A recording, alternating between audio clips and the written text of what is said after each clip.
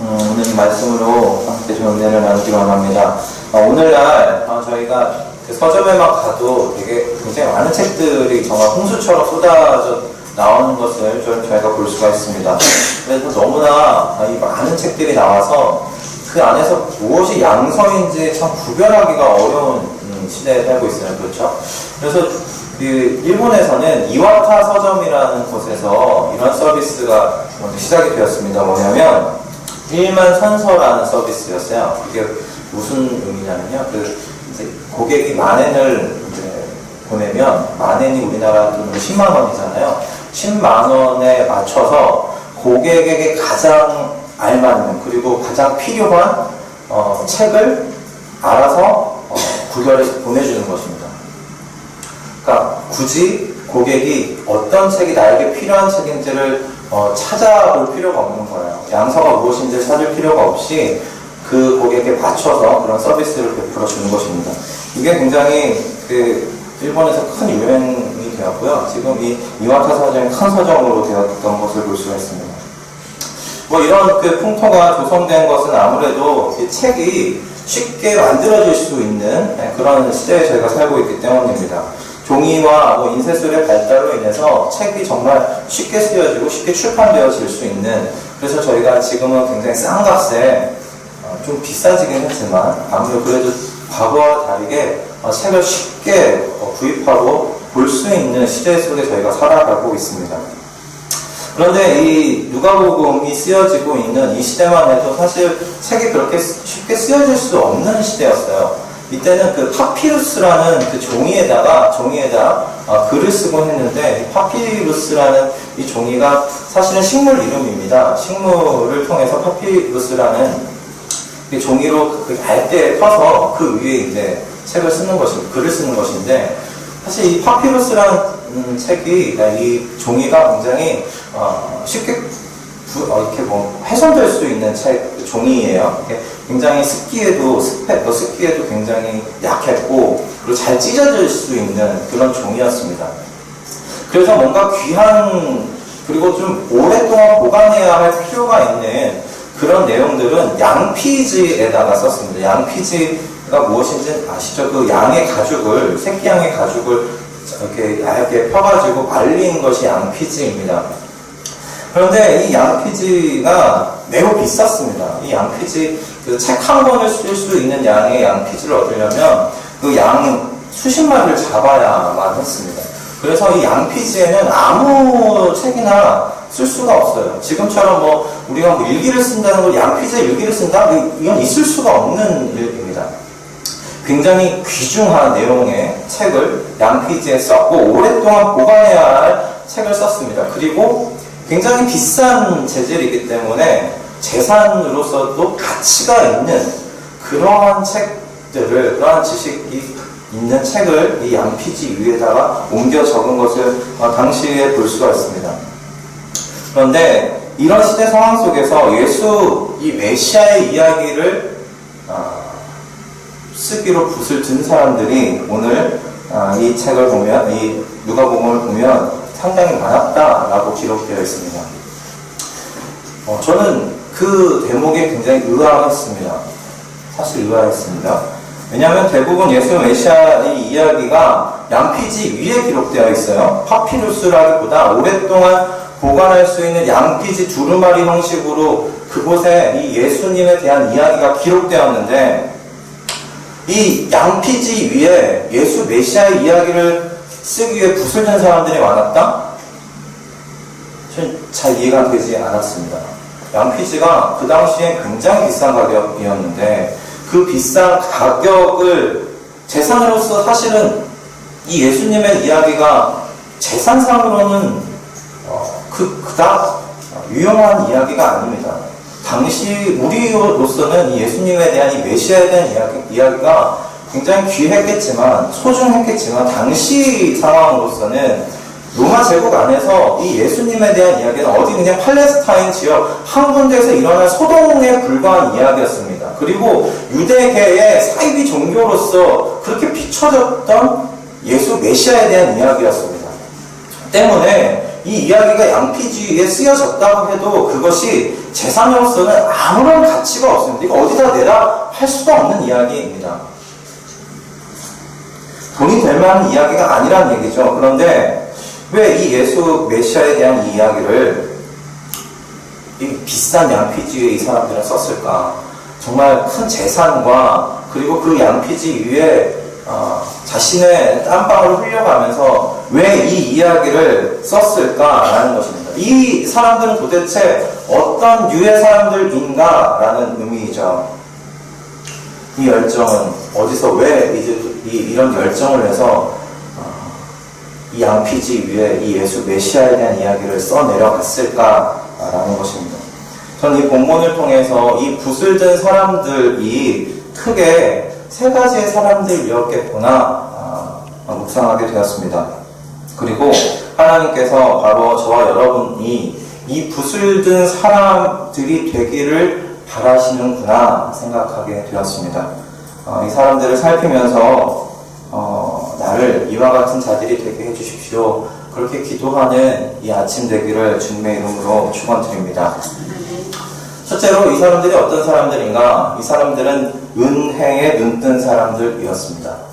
이 사람들은 은혜에 눈뜬 사람들입니다. 오늘 1절을 보면 누가는 이렇게 이야기를 하고 있습니다. 붓을 든 사람들이 무엇을 쓰려고 붓을 들었는지 말하고 있는데요. 1장 1절을 보면 우리 중에 이루어진 사실에 대하여 라고 기록하고 있습니다. 우리 중에 이루어진 사실에 대하여. 붓을 든 사람들은 우리 중에 이루어진 사실에 대하여 쓰기 위해서 붓을 드는 것을 볼 수가 있습니다. 그러면 궁금해야 될 것은 이것입니다. 그렇다면 우리들 중에 이루어진 사실이 무엇이냐라는 거죠. 그들 중에 이루어진 사실이며 또한 우리 중에 이루어진 사실인데 이 사실이 무엇이냐라는 것입니다. 저는 이것을 예수님의 그 사명선언문이라고 불려지는 그 누가복음 4장 18절과 19절을 통해서 좀 잠깐 나누고 싶은데요. 누가복음 4장입니다. 누가복음 4장 18절과 19절입니다. 찾으셨으면 함께 합독하도록 하겠습니다. 주의 성령이 내게 임하셨으니 이는 가난한 자에게 복음을 전하게 하시려고 내게 기름을 부으시고 포로된 자에게 자유를 눈먼 자에게 다시 보게 함을 전파하며 눌린 자를 자유케 하고 주의 은혜를 전파하게 하려 하심이라 하였다. 아멘. 이 말씀은 그 예수님께서 이사야 61장 1절과 2절을 인용하시면서 말씀하신 대목입니다. 그렇다면 우리가 이사야서 61장 1절과 2절은 어떻게 쓰여 있는지 함께 좀 비교하면서 읽어보도록 하겠습니다. 그 이사야서 61장을 다시 한번 좀 찾아보실까요? 이사야서 61장입니다. 61장 1절과 2절 말씀입니다.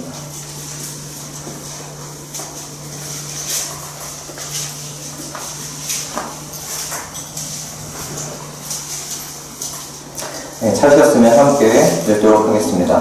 주 여호와의 신이 내게 임하셨으니 이는 여호와께서 내게 기름을 부으사 가난한 자에게 아름다운 소식을 전하게 하려 하시니라. 나를 보내사 마음이 상한 자를 고치며 포로된 자에게 자유를 갇힌 자에게 노임을 전파하며 여호와의 은혜의 해와 우리 하나님의 신원의 날을 전파하여 모든 슬픈 자를 위로하되. 아멘.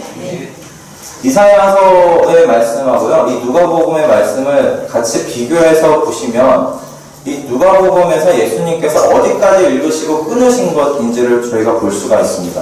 61장 1절과 2절은 거의 대목이 거의 비슷합니다. 거의 비슷한데 2절에서 예수님께서 여기서 끊으셨습니다. 여호와의 은혜의 해와에서 끊으신 것입니다. 누가복음 4장 19절 은혜의 해를 전파하게 하시니라. 여호와의 은혜의 해와 은혜의 해에서 멈추셨습니다. 그리고 그 뒤에 있는 신원의 날과 라는 부분을 빼놓고 지금 말씀하고 계십니다. 그리고 21절에서 이렇게 얘기합니다. 이 글이 오늘날 너희의 귀에 응하였느니라. 여러분, 구약의 이해 속에서 그 하나님의 은혜, 이 하나님의 회복이 있으려면 먼저 무엇이 진행되어져야 하냐면 하나님의 공의에 의한 심판과 진노가 먼저 이루어져야 됩니다. 항상 모든 그 구약의 이야기 속에서는 먼저 죄에 대한 하나님, 공의로우신 하나님의 진노와 심판이 먼저 따랐습니다. 노아의 이야기를 한번 보시겠습니까? 노아의 이야기에서도 그 온 인류에 대한 죄에 대한 심판을 하나님께서 하셨습니다. 그리고 노아를 통해서 그 한 일 가족을 통해 회복하시는 하나님의 이야기를 볼 수가 있습니다. 사사기도 마찬가지입니다. 이스라엘 백성들의 죄에 대한 하나님의 진노와 공의가 먼저 심판이 먼저 이루어졌고, 그리고 난 다음에 사사를 통해서 그들 가운데 하나님께서 회복해 하시는 은혜를 베푸시는 것을 볼 수가 있습니다. 그리고 바벨론의 포로로 잡혀간 이스라엘 백성들, 그들에게도 마찬가지였습니다. 포로로 왜 잡혀갔습니까? 그들의 죄에 대한 하나님의 진노와 심판이었습니다. 그리고 나서 은혜를 이야기하고 있는 것입니다. 회복에 대한 이야기를 하고 있는 것입니다. 마찬가지로 이 누가복음 4장이 쓰여졌을 당시 구약의 이해 속에서 이 사람들은 이해되어져야 하는 것이죠. 하나님의 은혜의 해가 전파되려면 먼저 무엇이 있어야 됩니까? 심판과 공의에 대한 이야기가 있어야 되는 것입니다. 하나님의 신원에 대한 이야기가 있어야 되는 것입니다. 그런데 예수님께서 말씀하십니다. 하나님의 은혜의 해가 시작되었노라. 그렇다면 하나님의 진노는 어디 갔습니까? 하나님의 공의는 어디 간 것입니까? 예수님께서 왜 이렇게 선포하고 계신 것일까요? 은혜의 해가 이제 들어왔다. 진노와 심판의 시기는 어디 가고 은혜의 해가 먼저 선포되어지고 있느냐는 것이죠. 예수님께서 이건 당신의 사명선언문이라고 이야기했습니다. 원래 온 인류에 다시 한번 내렸어야 할 하나님의 공의로우신 심판과 진노를 누가 감당하기 때문에 이 은혜가 시작되었다라고 선포하시는 것입니까? 예수 그리스도, 예수 메시아께서 본인이 그 하나님의 진노와 하나님의 그 심판을 내가 다 짊어지겠다. 내가 다 짊어지니 이제부터 무슨 시대다? 은혜의 시대다. 이제 은혜의 나 이후로는 은혜의 시대가 시작되었노라. 그것이 누가복음 4장 18절 19절의 이야기입니다. 우리 중에 이루어진 일이 바로 이것이다 라는 것이죠. 구슬된 사람들은 이것을 안 사람들입니다. 내가 흘렸어야 할 그 피를 예수님께서 흘리셨구나. 내가 찢겨야 됐을 내 그 몸이 예수님께서 대신 찢기셨구나. 그래서 새로운 시대가 열렸구나. 은혜의 시대, 주의 은혜를 전파하는 그 시대, 그 새로운 시대가 열렸구나. 그 시대가 열린 것을 본 사람들입니다. 그래서 붓을 든 것이죠. 이 사실을 전해야 되겠다. 이 사실을 전해야 되겠다. 이대로 이 이야기가 묻혀서는 안 되겠구나. 그래서 붓을 든 것입니다. 여러분 어떠십니까? 여러분에게 임하신 이 예수 메시아에 대한 이야기가 여러분의 시대에서 묻히시기 바라지 않으실 것이라 생각합니다. 여러분에 대해서 여러분에게 임하신 그 예수 메시아에 대한 이야기가 대를 이어 흘러가기를 원하실 줄로 믿습니다. 여러분 삶의 중심으로 들어오신 이 예수 메시아에 대한 이 이야기를 위해 우리가 붓을 드는 사람들 되어지기를 원합니다. 지금은 은혜의 때라는 사실을 누릴 뿐만 아니라 전하는 저와 여러분 다 되기를 주님의 이름으로 축원드립니다. 이들도 은혜를 알았던 사람이고요. 우리도 이제 은혜가 시작되었음을 안 사람들입니다. 하나님께서 이들을 통해 이 말씀을 저에게 주신 바는 너희도 그 은혜를 알지 않느냐. 나의 그 은혜의 이야기가, 이 예수 메시아의 이야기가 너희에 대해서 끊어지지 않기를 내가 원한다 라는 말씀이 아닐까 생각했습니다. 저 여러분 다 이 붓을 든 사람들, 이 은혜를 아는 사람들 되어지기를 주님의 이름으로 축원드립니다. 두 번째로 이들은 어떤 사람들이었는가? 믿음의 사람들이었습니다. 믿음의 사람들이었다. 저는 이전의 말씀을 통해서 이들을 믿음의 사람들이라고 부를 수 있지 않을까 생각했습니다. 이전에는 이렇게 기록되어 있어요. 이 붓을 든 사람들이 무엇에 대해서 저술하려고 했는가? 처음부터 말씀의 목격자 되고 일꾼된 자들이 전하여준 그대로 내력을 저술하려고 이 그대로의 동그라미를 쳐봤습니다. 그대로. 저는 이 부분에서 잠깐 멈춰서 생각했어요. 왜 그대로 썼을까? 왜 그대로? 왜 그대로? 글을 쓴다면 이 예수 메시아에 대해서 어떤 의미에서는 좀 뭔가 이렇게 홍보하는 거잖아요. 좀 드러내는 거잖아요. 그럼 좀 혹할 만한 뭔가 이야기를 덧붙여서 쓸 수도 있는 거 아닌가라는 생각이 들었습니다. 이 글을 읽는 사람들의 입맛에 맞춰서 좀 뭔가 각색할 수도 있지 않을까. 믿기 어려운 것은 좀 덜어내고 그 사람들이 이해할 만한 수준에서 뭔가 이야기를 다시 좀 재구성해 볼 수도 있는 것 아닌가? 라는 생각이 들었어요. 뭐 이야기가 잘 팔리게 하려면 그래야 되는 거 아닌가 생각이 드는 겁니다. 제가 너무 속물 같죠? 아니, 좀 잘 팔리게 만들려면 뭐 제목도 좀 그럴싸하게 좀 짓고 뭐 그래야 되는 거 아니냐라는 생각이 들었어요. 요즘 다 그렇잖아요. 책 제목을 잡을 때도 뭔가 한 번에 확 이렇게 눈에 이렇게 들어올 만한 어떤 그런 제목을 적지 않습니까?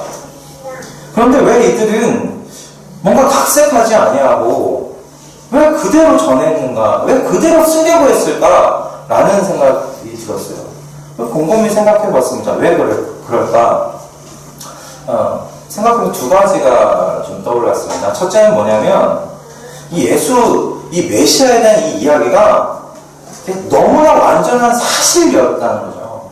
이건 너무나 완전한 팩트이기 때문에 여기에 뭔가 덧붙일 수 있는 게, 뭔가 각색할 수 있는 게 없었다라는 생각이 들었습니다. 이들이 쓴 예수 메시아 이야기는 우리 중에 이루어진 사실에 관한 이야기였습니다. 사실이었습니다. 실제로 일어난 사실에 대한 이야기였습니다. 그러니 굳이 뭔가 꾸밀 필요가 없는 이야기였다는 거죠. 믿기 힘들어도 어쩔 수 없는 것입니다. 왜요? 이게 사실이니까요. 사실이니까 팩트가 가지고 있는 힘이 있다는 것을 이들은 믿었기 때문이라고 생각합니다.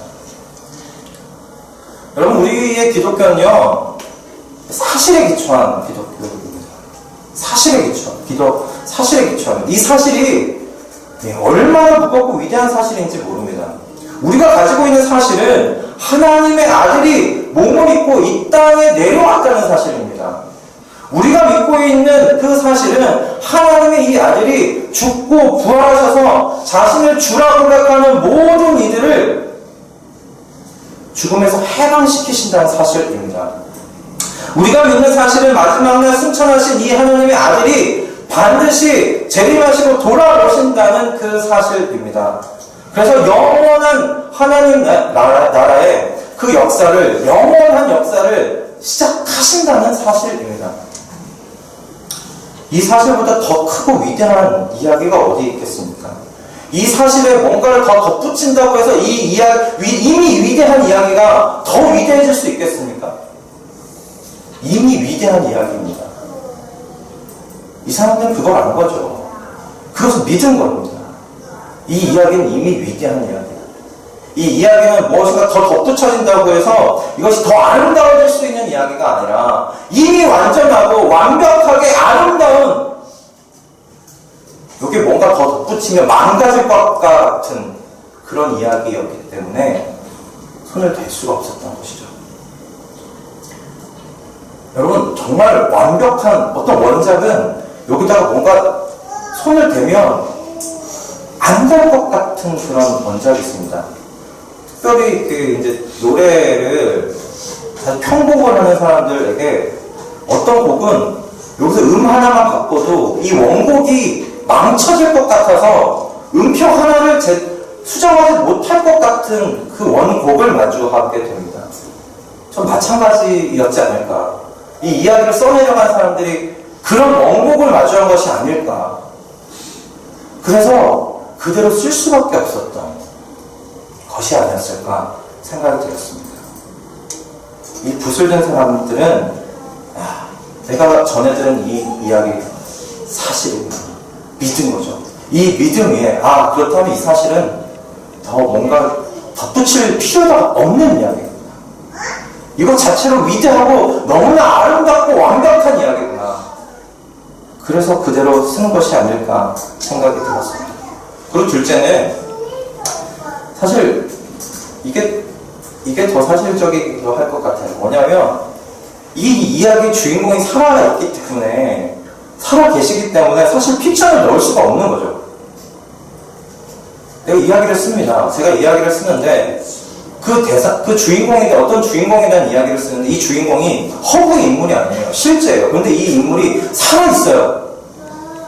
살아서 언젠 분명히 내 이야기를 볼 거예요. 그렇다면 이 주인공에 대한 이야기 중에 허구를 집어넣을 수 있을까 생각이 들었어요. 제가 이야기를 쓰는 사람이라면.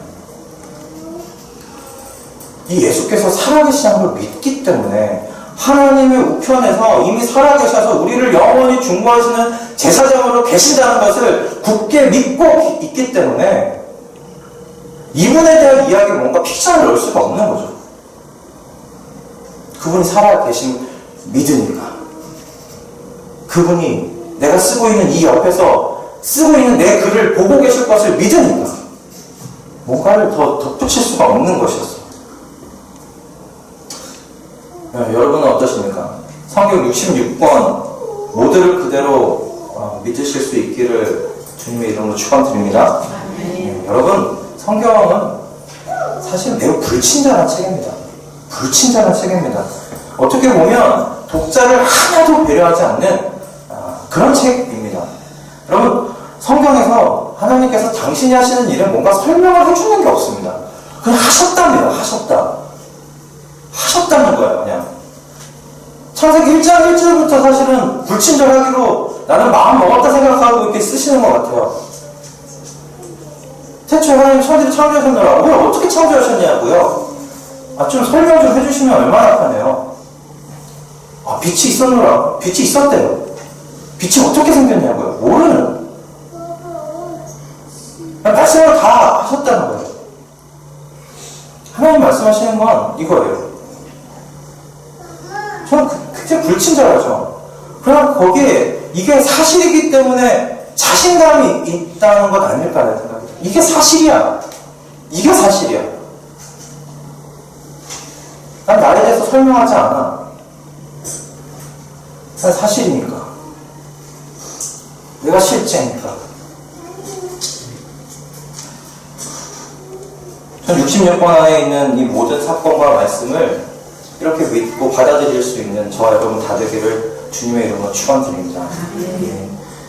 그리고 이 66권 앞에 앞으로 이루어질 그 사실에 대해서도 그런 마음으로 믿고 누리는 저와 여러분 다 되기를 주님의 이름으로 축원드립니다. 네. 성도 여러분, 우리가 이 사실의 이야기의 사람들인 줄 믿습니다. 이 실제 이야기를 굳게 붙잡는 우리 믿음의 사람들이 되어질 수 있기를. 그래서 이 믿음의 이 이야기를 붓으로 써내려가는 저와 여러분 다 되기를 주님의 이름으로 축원드립니다. 네, 마지막 그 세 번째, 이 사람들은 어떤 사람들인가? 이 사람들은 새 움의 사람들이었다 생각했습니다. 새 움. 3절과 4절을 보면 붓을 든 사람들 중에 하나인 누가가 이 책을 왜 쓰고 있는지 이렇게 저술하고 있어요. 누가는 그 데오빌로 각하라는 인물을 위해서 지금 이 책을 써내려가고 있다라고 이야기를 하고 있습니다. 아마도 이 데오빌로라는 이 인물은 이제 막 교회 공동체 안으로 들어온 사람인 것 같아요. 그러니까 새 신자인 것으로 보면 될 것입니다. 그러니 그는 참 모든 부분에서 굉장히 낯설었을 것이에요. 이 교회 공동체라는 곳이. 그렇지 않겠습니까? 어느 날 딱 왔더니 형제요, 자매라고 이야기합니다. 난 너와 피가 안 섞였는데 왜 형제라고, 왜 자매라고 이야기하는지 모르겠다.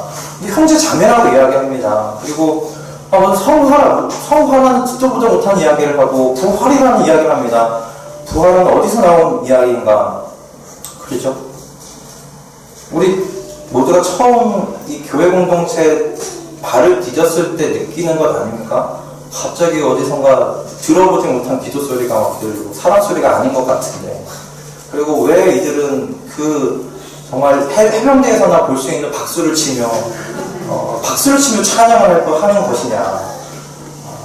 어떤 사람을 보면 저 사람 미친 사람이다 싶지만 일어나서 30분씩 일어나서 찬양하며 손을 들고 기도하며 그런 분위기가 이 공동체 안에 들어온 사람들에게는 낯선 것이었을 것입니다. 그리고 더군다나 이 새신자들의 믿음이 이제 막 시작한 것이잖아요. 얼마나 그 연한 순간 같았겠습니까? 상처 입고 의심이 드는 부분들이 굉장히 많았을 것이에요. 그 모든 의심들을 뚫고 여기까지 오신 거잖아요, 여러분들. 그렇죠? 그리고 아니면 아직 그 의심이 아직 남아있을 수도 있고요. 그런 부분들을 지금 이 누가가 이야기를 하고 있는 것입니다. 이 믿음이 견고해지도록 조력자로서 붓을 들었다는 거죠.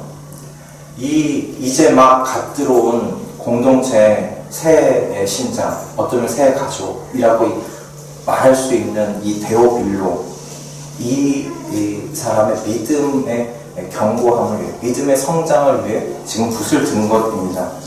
그래서 누가는 이 예수 메시아의 사실 탄생 전부터의 이야기, 세례 요한의 이야기부터 시작해서 이 예수 그리스도의 그 승천, 그리고 이외에는 사도행전이라는 책까지 해서 두 가지 큰 책을 쓰고 있습니다. 사실 누가복음이 그 분량만으로 따지면 신약에서 제일 두껍습니다.